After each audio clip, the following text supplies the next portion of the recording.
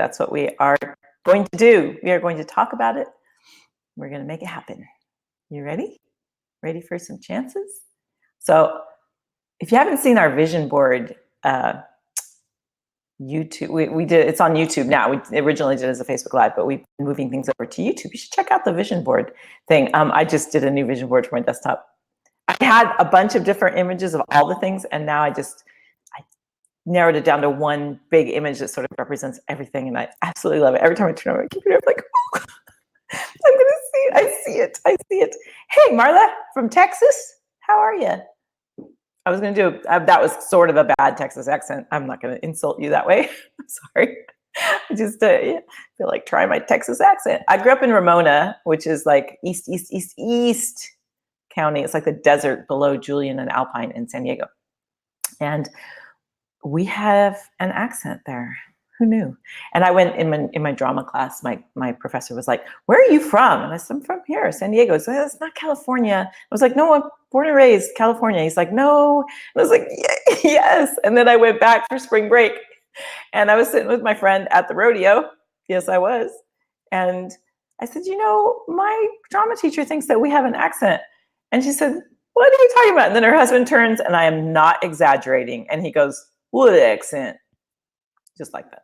I was like, oh, so I know that I have a California lilt. I can hear it, and sometimes because I really can't stand the California. Oh wait, now I'm getting Texas and California, which is probably what I sounded like until I was made aware. The California thing, like it's so totally okay. And the new thing that you're gonna, now you'll hear it everywhere, is that apparently there is an S in words that start with STR. Like streaming and screenplay and strategy and strong. And you hear it, like I hear it everywhere now. When it started creeping in about a year ago, and now it's just, that's the way. We need a strong strategy for our screenplays. Okay, anyway, hello, hey, Angela, nice to see you. We're seeing new names, this is awesome. So we're gonna talk about taking a chance today. And we're getting a little bit more organized. This is what happens. And Paula, she's not here right now, but she's posted a picture of us spinning plates. Yeah, it has more of a draw. It has more of a draw for sure, which I'm not even going to attempt. But I absolutely love accents. I love names. I love the whole thing because it's just something we put upon ourselves to identify, you know, our little subcultures. It's kind of cool. Anywho, so. As those of you might know, so we're doing a lot right now. We've got our gatekeepers trainings that we do every single Wednesday. Next Wednesday, we're very excited. We are going to do actually a live read. We're going to show you what that's like when you have a screenplay. Well, it's a play. We're going to do a play because it's only 5 minutes long. It was much easier to do that. Hey, Doug. He's like, hey. I missed it the first time. Now I see it twice. Hi, I'm here. There's Douglas, my fearless partner who puts up with my shenanigans. So we're going to do that next week. It's going to be really fun. Hidden Ho, Heidi, poor Peggy. Peggy and her cover letter. She had a really awesome spell check incident regarding cover letters. So next week we're going to do that. So we've got, Hollywood our screen reader program that people are jamming in, becoming readers, really learning how to do that. And then we also, right now, we've been doing our finished pop-up group, which is so cool. We are having so much fun talking basically, I say basically too much, I realized with my accent, talking about writing a screenplay, finishing a screenplay. And that's a pop-up group. If you are a writer, even if you're a reader and you want to see the writing process, we're really great in there. We're having a lot of fun. It's really cool. So it's been a little head spinning and plate spinning, juggling it all. So next week, we're going to be super duper fancy. I don't know what that accent was. Now I'm like totally audio. And we are going to, the pop-up's been super fun. We're going to stream here and into that group and onto YouTube and onto the page. It's just too much. It's too much. It's awesome. So like tonight I wrote rewriting and I was like, no, that's tomorrow in the pop-up group. Tonight we're talking about taking a chance. Yay, for Elaine, she made it. So, and then we have our screen readers, which we coach every single Thursday in our screen reader program, and that is phenomenal. So we're just This is super fun. If this is our life and we get together, I keep saying this, but I mean it every time. How cool is this? So let's talk about taking a chance, because we've been talking a lot about writing screenplays, and we've had a lot of people asking us questions about, and we get this in the screen reader group all the time too, and in Gatekeepers, like everybody's like, how do you, I want to do this. Hey, Brett, it's coffee. You brought me coffee. Yay. Is it hazelnut? I like hazelnut, just FYI. My favorite coffee is Lion. I think it's Lion Toasted Coconut. Yes, it is. I'm going to tell it.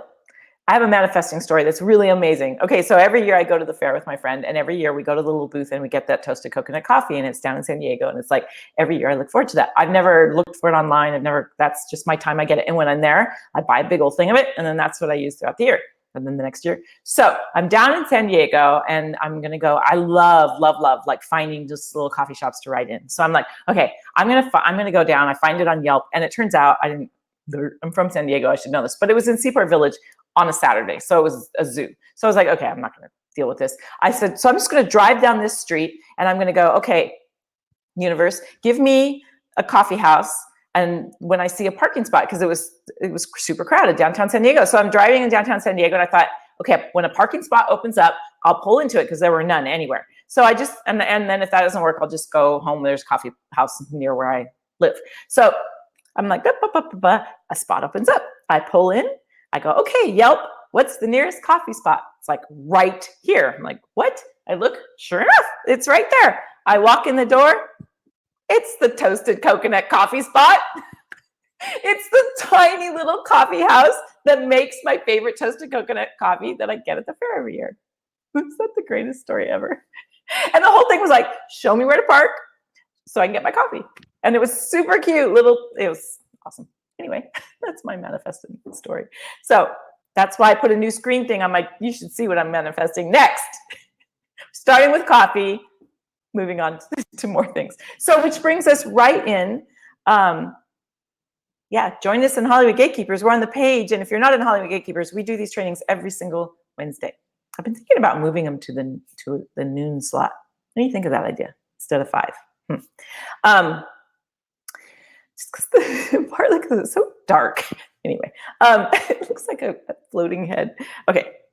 Anywho, so this kind of actually all of my little wacky stories do kind of manifest into taking a chance. So people are talking about finishing their screenplay and taking a chance on being a writer and quitting that job and the things they've always wanted to do. And I think we tap into that market. If you found us, you're probably in some kind of transition. We're discovering that a lot. And hello, the world is in a transition, right? So many jobs are just disappearing every day, and there's so much happening. And I don't know if you've got emails. I was sending emails because I'm in Eben Pagan's coaching program, and he's amazing. And I already took it once, taking it again. That's how good it is. Because this time, the first time I took it, it was all recordings, but this time he's live every day on Facebook. He gives just like this. He's doing this for 90 days, and then he's doing longer things on Saturday. And I'm just like in heaven. It's so cool. So you'll see, I'm immediately, he teaches speed of implementation, which we're going to talk about, but I'm pulling things from that I'm learning because he's telling us to do this. That's what I'm doing.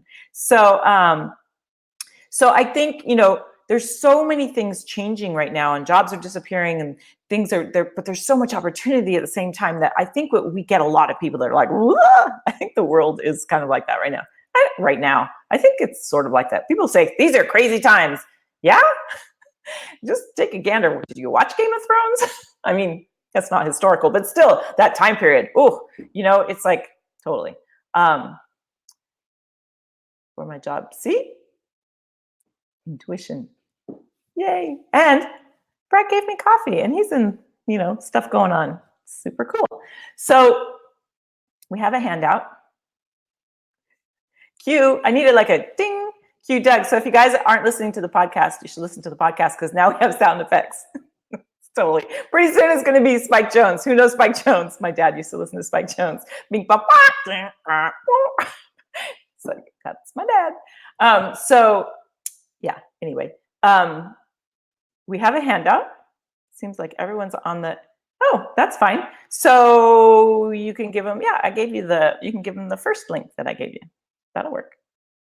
That should work. So yeah, and I think, so I emailed you links. Here, I have it. I have it. I have it. I got it. I think I got it. Um, talk amongst yourselves. No, I'm joking. Sort of. Sort of. So as I look for this, so we're going to talk about taking a chance, and we're going to start with what are some of the obstacles that might take place. He's more confused. The name of the podcast is Hollywood Gatekeepers. So, oh, Craig, on some secluded avenue. Okay, we are way getting off track. Oh my gosh, that's so awesome. Okay, a total high five. It is the right screenplay, right? Yes. I'm lying. I'm totally lying. It's not that. Hang on. It's in Amazon. Sorry, and it's taking a chance. We got this. We are under control. I'm so sorry, Doug. I'm like, give me the link, man. He's like, yeah, you gave me a link for rewriting your screenplay, which is for tomorrow. It's the handout, Taking a Chance. It is in there, isn't it? Yes, because I have it right here. You know what? I got it right here. I got it because I have it. I happen to have it up. Hold on. So when I post this, it'll go into the page. But Doug, can you share it into the group? Z group? There you go. Got it. We are on it, man.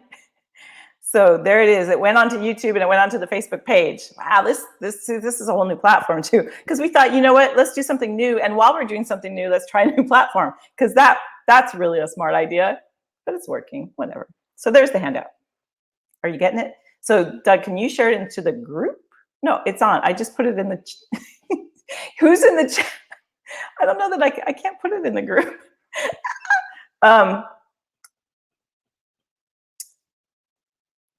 Doug's looking. He's looking. So, Doug, if you go to the Facebook page, open up the Facebook page, it's in the chat, and then take it from the Facebook page chat and put it in the group.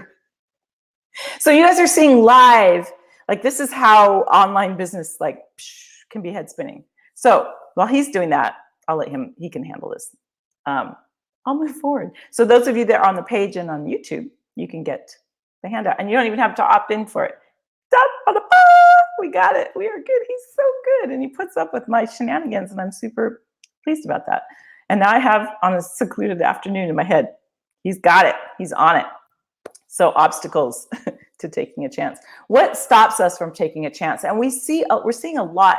We see people post about this a lot about, oh, if only I could, what was one? If only I could, once I get a meeting with a producer, then I'll share my ideas. And it's like, you should have write your ideas. Don't, make it happen. We put things out there of, oh, if only, and it's just this kind of weird obstacles. And so we have, I just put a few to try to get you thinking about which one's yours, because we all do it. We all have it. It's a thing. It's human. It's whatever. But we're here. Our job, fear, absolutely, it kind of all boils down to fear and unworthiness. Yay, our two best cousins. But we are here in this moment with you because we are we got you, and we see your greatness, and that's why we're here, and that's why we have become coaches to help writers get it done, to help producers. It's branching. We thought it was going to be readers, but it's branching into so many things, and it's really fun. And so for us to look at, what are the obstacles that hold you back? A lot of the times we think it's other people. We think, well, if it weren't for that person or that person or that person, or if it weren't for, the people that I have to take care of, if it weren't for, we kind of put it all out on other people. And that is a big one. That's a very common one. And there's this wonderful list. Hey, Doug, can you get, just kidding. There's this wonderful list of people that have a growth mindset and people, or successful mindset, and people that stay stuck. And one of them is that people that are stuck a lot blame other people a lot, and people that aren't, they encourage other people. There's it's kind of the flip side of that, where they take responsibility for themselves, and they realize that, look around you. You are where you are in this world, in this life, because of choices that you're making. And circumstance, and things happen, and definitely we have to deal with that. But it's the choices we make responding to the circumstance that gets us to the next circumstance, basically. So we might think that, which brings us right to random circumstances. We might think that things are sort of random. And sometimes it can be like my coffee story, where it's this sort of cool thing that happens. But but more so, it's this idea that that person made me feel this way, and then because they made me feel this way, I went and did that. Well, that person really had nothing to do with the fact that you did that. You made that choice. So then it's like, okay, if we find, and there's a guy named Bruce Lipton. If you don't know him, he's just amazing. And he talks about, I just listened to this yesterday. It was so inspiring. And he talks about how, for us parents out there, it's kind of like, the first 7 years, your brain is subconsciously developing. So you develop a lot of your fears your first 7 years of life. And I wish I would have known that before I had children, like just to help your child, those first 7 years are so important. And so it's like, how can you help develop that mind? Because that's when your subconscious fears and everything. So if you had a lot of trauma, or I was a preemie baby, and sometimes I wonder if that may have influenced things, and we moved a few times, and I was on the carnivals. Explains so much, right? We actually stopped touring the carnivals when I was 7 years old. That's just right now, in this moment, live hitting me. You're 7, your brain is totally fried from being on a carnival attraction ride for the first 7 years of your life. Moving on. And here I am. So, yeah, fear of loss, that's a big one, right? And sometimes that can happen because of something that happened in those formative years. And so this is kind of, and there's people talk about there's 3 brains. There's your, super, tribal brain of, back in the caveman days. And then there's your sort of mammal brain that sort of takes care of things. And then there's your prefrontal cortex that's far more logical. And we tend to operate from what I like to call the little monkey brain. That's like, give me the nut. I don't know how many of you have heard this story about, I don't even know if it's true, but the monkey that's after a nut and it sticks his hand into a tree, or they would put boxes. I've heard it this way too, where they trap them by sticking a nut inside of a box that has enough of a hole that they can get their hand through. But once they grab the nut, they can't pull their hand back out. And then they're so unwilling to let go of the nut that the hunter can come along and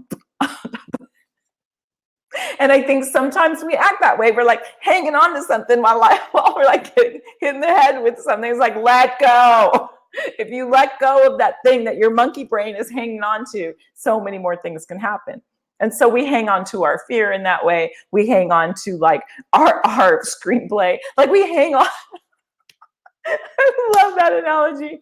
Oh, I'm killing myself today. Hang on to the screenplay. You're not screenplay.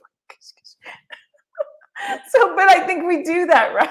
Can you totally see that? I can totally see it.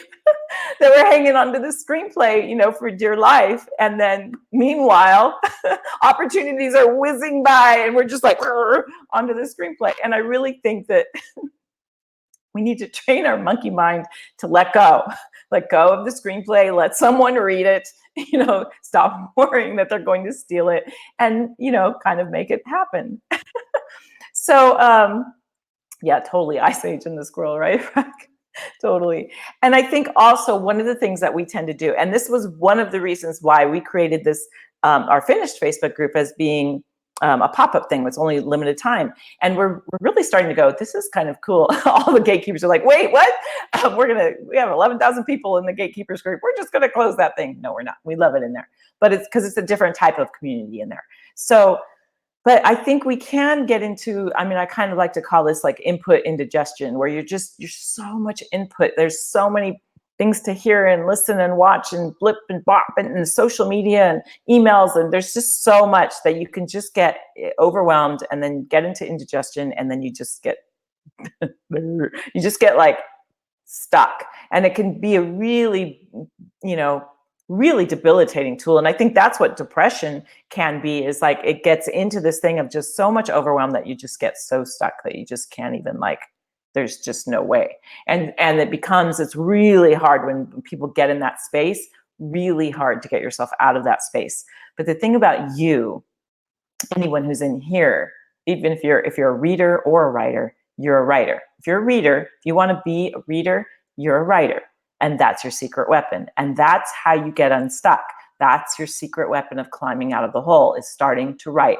Get it out. Train your monkey brain that way. Start to see what your thoughts are. Start to, get all the angst out on the page. You can burn it if you want to, if you're afraid someone's going to read it, whatever. Get it out so that it stops stopping you. So Whew, I think I did that all in one breath. So as you're kind of figuring this out and you're seeing, see what are some of these obstacles for you, right? And understanding. So if you do have, like Brack's giving us so many great, defeated, fear of loss, seeing what really writing about that and just asking yourself,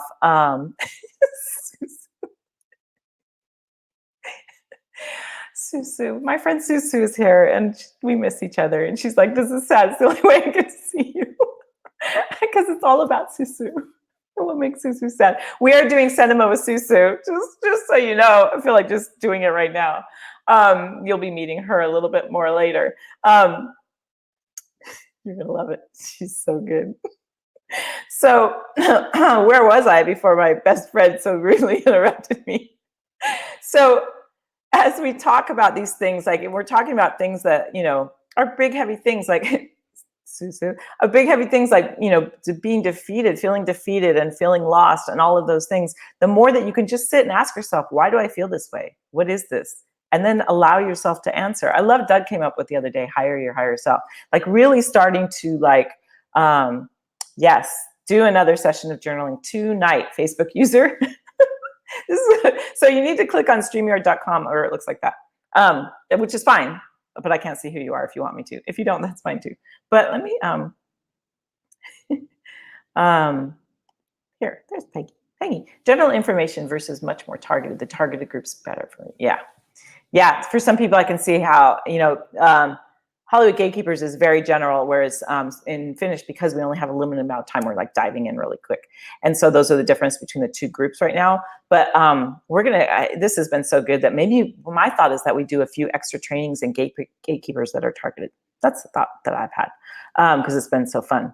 So if you can get some journaling sessions going, that's going to really kind of unlock what that is so that you can identify it. And I think Eben Pagan talks a lot about speed of implementation, and that is really on that same list. People that have a growth mindset are more successful. They tend to act on things. The fact that you're here means that you have that. So it means that they're acting on things, or that you miss me for Susu.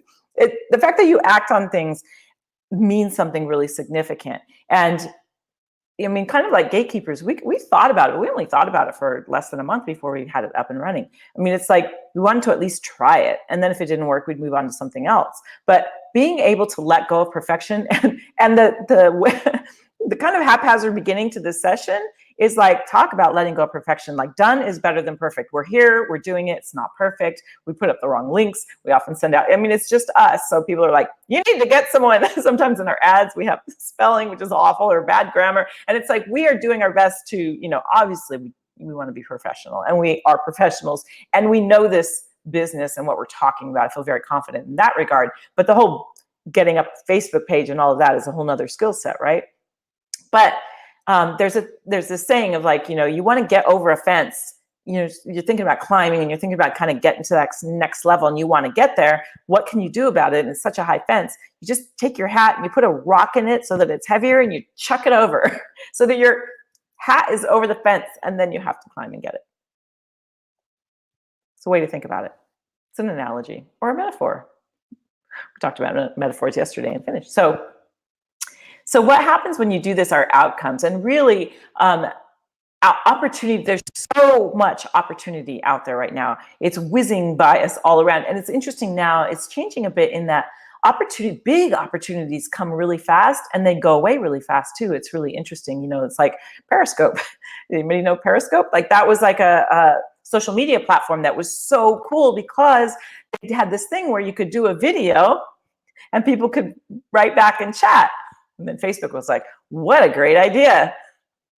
It was so funny because when Periscope first came out, I remember just being blown away, being like, oh my gosh, I'm talking to people that I know and they're seeing me. Like it was just so mind blowing. And now we've gotten a little bit used to it. So this idea, these opportunities come, and Periscope people are on to other things, I'm sure. And so it's like being prepared for that. So luck and preparedness is opportunity. I mean, actually, that's wrong. Opportunity and preparedness is luck. When you are prepared for something and an opportunity comes, often we call that luck. I have that backwards, sorry. So often we call that luck when, oh, this lucky thing happens. But really, we are prepared. We're in the moment. We've got our screenplay. It's all done. It's all done. We see an opportunity. There's a pitch fest. And then we meet someone and, oh, isn't it lucky that I met you? Yeah, it's not really luck. And the more that you can build on opportunity, it's like compound interest. For those of you know that, I think most of us know what that is, I hope. But basically, and if you don't, you need to study that and put your money and get some compound interest because it's amazing. So, your money grows and it builds, things compound and it gets better. The same is true with opportunity. We started this opportunity of, wow, we should really teach people how to do coverages. We should. And now, we've optioned a screenplay that's being done, and a movie's being made out of this screenplay based on this coverage that was written by one of our writers. And we're meeting all these amazing you guys, all these amazing people, and all this stuff is happening. And now we've got finished. We're helping people finish their screenplays. And now we're thinking of doing another thing, helping people figure out what to do with that screenplay. It's just like, the little emoji with, because thank you, Doug, for fixing that. They build on each other, right? It's compounding interest of opportunity. And the more that you can kind of realize that some small little thing that might not seem like it matters at all. So if you do one little thing that's different, the teaspoon approach, you take one little teaspoon, you eat one healthier meal today so that you feel better. I mean, I always think that's really the bottom line underneath everything is feeling better. Getting enough sleep is my biggest challenge. Getting enough sleep, eating well, taking care of yourself so that you're ready for that opportunity. If you're all dragging yourself through life, you're not going to be as ready. So making those small incremental changes, they compound and they grow and they grow and they grow until your opportunity is just like, psh. And there's another thing that Eben teaches called critical counterintuitive. The guy's so wicked smart. And I'm going to tell his two examples because they're so good. But I also have one for us too. So I think to explain, sometimes an opportunity can seem very counterintuitive. And so there's a thing like, for instance, and I'm seeing people talk about this, where they talk about, I'm going to write a screenplay that's for everyone, and I'm going to speak to the world, and everyone's going to love my screenplay, and I'm going to write it for the audience. And they're all out here thinking about all these people, instead of going, I'm going to focus on something that's important to me. Or even as a reader, I'm going to read, I'm going to do all this stuff. And we see this, and one of our coaching things with our readers is like, let's hone this in and pick something. Because so many want to go, I'm going to read for everyone. I'm going to be a consultant. I'm going to read for writers, and I'm going to read for producers. And it's just like, wait, let's hone that in. If you can, because the more that you start here, build that thing, you'll get a reputation for that. People will know you for that. You can speak to that. We targeted into the reading thing, and we targeted very specifically to the person that we wanted to speak to. We actually made a character analysis of the one person that we thought would be a great reader.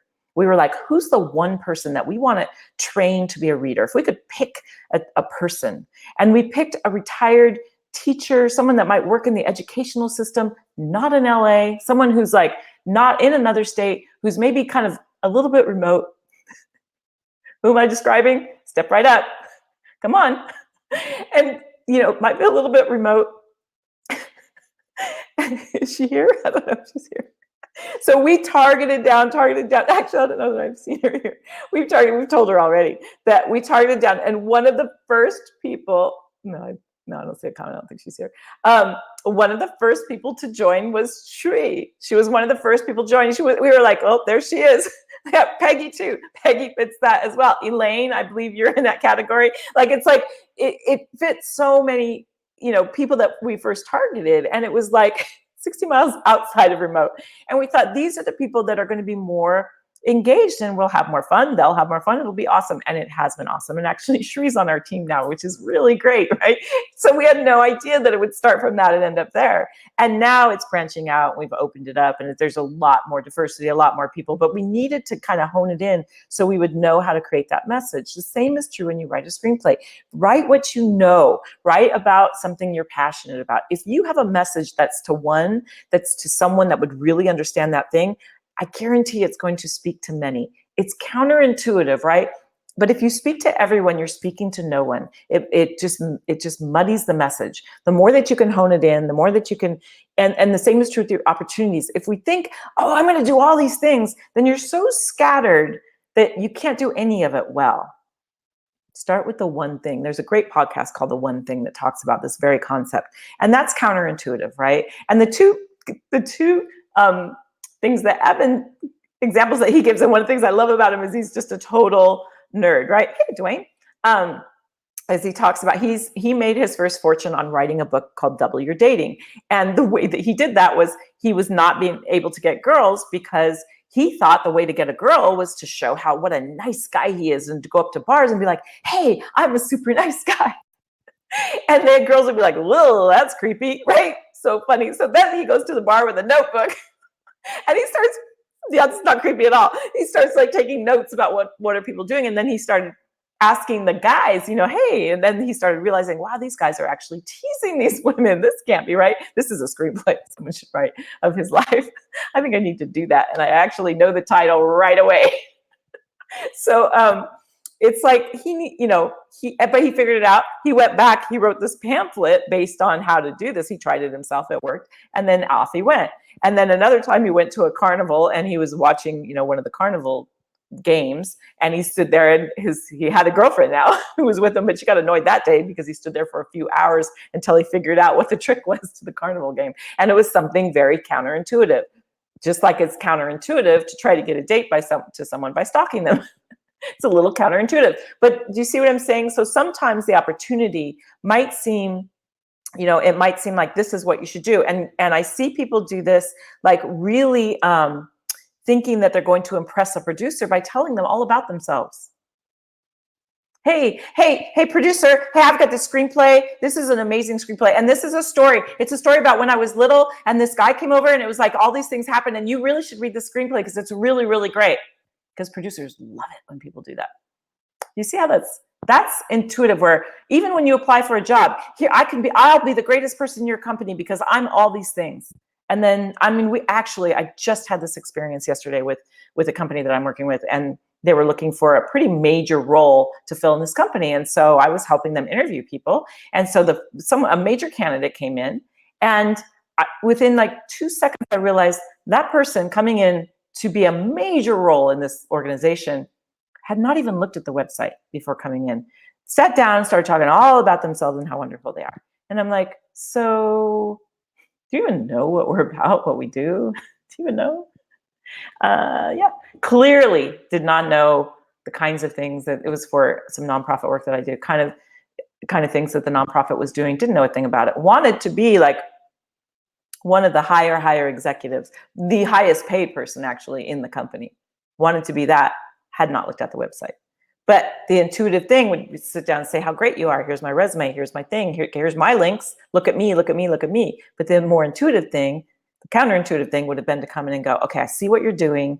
I hear, I actually was in another job interview where someone nailed this. They came in with pie charts and a slideshow about all the things that they noticed about the organization and how they would fix that, right? See the difference? Pagan equals total geek in a good way. So they serve beer in hell. Did you know that? That's kind of random. I'm sure it probably makes sense with it. It's so funny because I try not to pay attention to the chat, and then every once in a while I'm like, so I think I see everybody's comments no matter where you're commenting from. Oh, I do. Look at that. Because then, I don't know, I'm still learning this platform. No, they all say, oh, no, I do. Interesting. Maybe. I don't know for sure. So there you have it. So that's it. I'm going to change the handout so that you know that it's opportunity plus preparedness equals luck, because that's important. But I hope that makes sense. I hope it gives you a little bit of insight so that you can kind of look back to see, know before you speak. That's always good too. It gives you a little bit of insight into some of the things that you can do so that you can feel comfortable taking a chance. Because there's the curse of, I didn't even talk about the curse of someday, one day, one day, which is fine. I have my someday, one days too. I think we all should have someday, one days. And then you have today. And then today leads into your someday, one day. So today is like the first day of someday, one day. And I think as long as we don't make it, worth it, we do make it worth it. I got distracted I was looking for another. You're remote South Pasadena. You're cracking me up today. But now I have that song in my head and it's your fault. So You guys are awesome. So I hope that helps. I hope you can download that and, use it as part of, use it as part of your journaling, like, and look at these and ask yourself the question when you realize what is the thing, where do you fit in some of these things that we talked about? What are some of the fears that are holding you back? Yeah, someday is procrastinating. And I really think that we're going to talk about we're talking about procrastinating on Friday, but I think procrastinating to me is, well, it's a form of writer's block, for one thing, is that if you find that you're cleaning the bathroom instead of doing your coverage or instead of writing, that's a form of writer's block. But I really feel like it's not, procrastination is just it can be a form of fear. There can be a very serious part of it that's fear, but it also, because it can cause anxiety, procrastination can. And it can also, you can be overwhelmed, which is what's causing you to procrastinate. So if you are procrastinating on something, again, ask yourself, it is amazing. It's amazing. Ask yourself, why am I procrastinating? Like, seriously, write about it. Don't just ask yourself, like, why am I procrastinating? No, when you write about it, a different voice steps in, and a few voices will step in, at least I hope. I'm not the only one. I don't think I am. But I think, if you write it out, some voices will step in that will help you define why you're procrastinating on something and what's really going on there. Because one, you just don't want to do it. If you're procrastinating, you don't want to, or you would. If you wanted to, you would do it. You don't want to. So why? What's going on there? So it's really, right now, you had to do it. Really, we had to do it. So there you have it. So we'll talk about it tomorrow. No, Friday. We're going to procrastinate till Friday. But it is like just a form of, you don't want to do it. And so if you don't want to do it, what's going on there? Is it that fear or what? Inspiration can kind of be part of that, but it's, yeah. Ask yourself. There's your homework. Therein lies your homework. Find out the things that are holding you back. Start talking to yourself for reals, man. You can do it here. I do it all the time. Sign of intelligence. That's what they say if you talk to yourself. But I'm talking about in journaling. It's much different, even if you talk to yourself out loud, which some of us do, which now you can drive around talking to yourself. I write monologues that way because now people think you're on the phone. It's awesome. 10 years ago, people would be like, or 20, I guess. So there you have it, you guys. Well, welcome, first timer. Good to see you. We're about to end. So watch the replay. Now I've got Spike Jones playing again, which you won't even get because it's your first time here, and that's a reference from earlier. But download the handout. Doug, can you post the handout again now that we know that you have it? Sorry about the wazzy links there. Nice. Go to the Nutcracker. I did that ballet back in the day. I used to be a professional dancer. I did that ballet once, and then I was like, yeah, not for me. Being a snowflake is really hard. And it was like, I'm working and working and working. And the poor Sugar Plum Fairy, I thought she was going to, I was a concern for her because as the snowflake in the background, it's my ballet career, as the snowflake in the background, we're posing and we're waiting and she's doing her little Sugar Plum Fairy, whatnot. She turns around, the audience is there, and she looks at me and she's like, I was like, oh my God, she's going to pass out. And I'm like, wow, she's working really hard to be the Sugar Plum Fairy. And that's as hard as high as you can go. Ceiling is the Sugar Plum Fairy before you're 30. Downhill from there. Anyway, so there you have it. What handout? The Taking a Chance handout. Look at that. He's got you were on it, Craig. He's got the YouTube link and everything. So good. I love it. So there's the handout. So you can download that. And yeah, and I'm going to correct it, but the link will stay the same so that it says opportunity plus preparedness equals luck. All right, you guys. Thank you so much. We will see you back here next week, 5 o'clock. We're going to do a live read of a short play so you can see what that's like. So technology at its finest. You can see what it's like to have actors coming on, doing a live read. We really, really, really, if you're a reader and you are working with a writer, we really recommend that you recommend that to your clients, that they do a live read of their screenplay. If you are a writer, I don't think there's any better tool than hearing your words out loud to really see what works and doesn't work, and then have the actors that are acting in it give you their feedback. So we're going to do a live read, and then you can do a Q&A. Doug thinks he's a comedian. Stop fighting. Awesome. Thanks, you guys. You guys are the greatest. So good. Yes, go get finished. Get that finished by December. All right. We'll talk to you guys on Wednesday, and we'll do get into finished if you're not into finished, because we're doing trainings every day this week. It's going to be super cool. So yay. Hi, Sunnies. Yay. I'm so glad. It's awesome for us too. We have a really, he used to be with Spike Jones. I love it. I'll be here all week. You guys are so good. All right. Hey, Jerry. Hi, Jerry. Bye, Jerry. We'll see you on Wednesday for the live read, or we'll see you in Finish. Tomorrow, we're talking about rewriting. And on Friday, we have a big old training with a PowerPoint and everything that's all about kind of next steps of what to do when your screenplay is done and all that good stuff. And also productivity, how to get it done. Get her done. All right, you guys, we'll see you next week or tomorrow. Talk to you soon. Bye. Next week.